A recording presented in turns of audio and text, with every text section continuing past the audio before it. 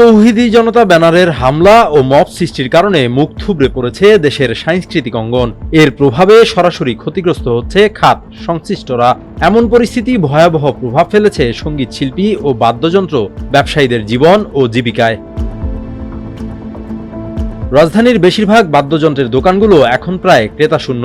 দোকান ভর্তি নানান বাদ্যযন্ত্রের পসরা সাজানো থাকলেও সেখানে ক্রেতাদের উপস্থিতি একেবারেই নগণ্য। বিক্রেতাদের দাবি, প্রায় ৬০ থেকে ৭০% বিক্রি হারিয়ে সংকটময় পরিস্থিতিতে রয়েছে বাদ্যযন্ত্র বিক্রয় প্রতিষ্ঠানগুলো। বাদ্যযন্ত্রের বাজার আসলে এক কথা বলতে প্রথমেই বলি, যদি বাদ্যযন্ত্রের বাজার আগের চেয়ে অনেকটা কমে গেছে, মিউজিকটা অনেকটাই কমে গেছে। কারণ হচ্ছে আমাদের তো ওপেন কনসার্টগুলো হচ্ছে না এখন, মূল কথা। আর একটা ওপেন কনসার্ট দেখলে হয় কি, লোকজন একটা ছেলে বা ইয়াং ছেলে যারা দেখলে মনে হচ্ছে আমি গিটার শিখবো, আমি কিবোর্ড শিখবো, ড্রাম শিখবো। ওপেন কনসার্ট দেখলে বাড়ি বসে যে গান গায় তারটা কিন্তু দেখতে পায় না। তো এর জন্য আমাদের বিজনেসটা দিন দিন যত ওপেন কনসার্ট কমে যাচ্ছে, আমাদের বিজনেসটা অতটা কমে যাচ্ছে। মার্কেট আগের তুলনায় অনেক বেশি খারাপ। আগের থেকে 50%-এর নিচে নেমে চলে আসে। 50%-এর নিচে, মানে আগের যে বিজনেসটা হতো তার চেয়ে 50% নিচে চলে আসে। এমন পরিস্থিতির জন্য ওপেন কনসার্ট সহ গানের আয়োজনে মব তৈরি করে বন্ধ করে দেওয়াকেই প্রধান কারণ হিসেবে দেখছেন তারা।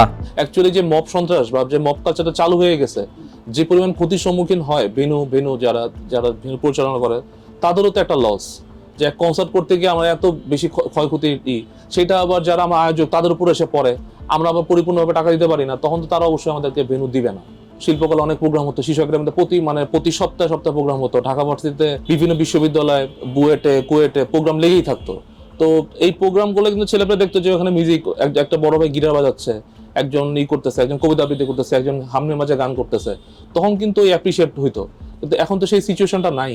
সব জায়গায় কিন্তু হামলা, তারপর হচ্ছে মব কালচার চালু হয়ে গেছে। মানুষ এখন একটা ছেলে এখন গিটার নিয়ে রাস্তা হাঁটতেও ভয় পায়। চলমান মব সহিংসতার কারণে ওপেন কনসার্ট ও গানের আয়োজন কমে যাওয়ায় আয় কমেছে পেশাদার শিল্পীদেরও। আমরা আসলে আমাদের সেক্টর থেকেও দেখছি, অনেক আগে আমরা দেখতাম হিউজ প্রোগ্রাম হতো বা সঙ্গীত নিয়ে বা বিভিন্ন সাংস্কৃতিক যে দিকগুলো প্রত্যেকটাই সেক্টরে কাজ হতো অনেক বেশি। বাট এখন ধাপে ধাপে দিন দিন কমে আসতেছে। ইভেন আমরাও এটার ভুক্তভোগী। আগে দেখা যাইতো যে আমরা কন্টিনিউ কাজের মধ্যেই থাকতাম, এখন প্রেশার কমে যাচ্ছে। একটা প্রোগ্রাম হলে ওখানে সাউন্ড আসে, সাউন্ড ইঞ্জিনিয়ার আসে, আমাদের এলইডি ব্যাকগ্রাউন্ড সাপোর্ট দেয়, অনেক মানুষের অনেক জায়গা থেকে আর কর্মসংস্থান বৃদ্ধি পায়। স্বাধীনভাবে কেউ কোনো কাজ করতে পারতেছে না। এদিকে এমন ঘটনার প্রেক্ষিতে শঙ্কিত প্রথিতযশা শিল্পীরাও। সংস্কৃতি এমন একটা জিনিস, এটাকে তুমি যদি বাধাগ্রস্ত করো, এটা আস্তে আস্তে মরে যাবে নদীর মতো। গণতান্ত্রিক সরকার ক্ষমতায় এলে দিন বদলের যে আশা করেছিলেন সঙ্গীত সংশ্লিষ্টরা, তাতে গুড়েবালি দিয়েছেন কথিত তৌহিদি জনতা। সংশ্লিষ্টদের দাবি, এই নৈরাজ্য ধারা দ্রুত বন্ধে পদক্ষেপ নেবে সরকার, নিশ্চিত করবে জাতির সাংস্কৃতিক অধিকার।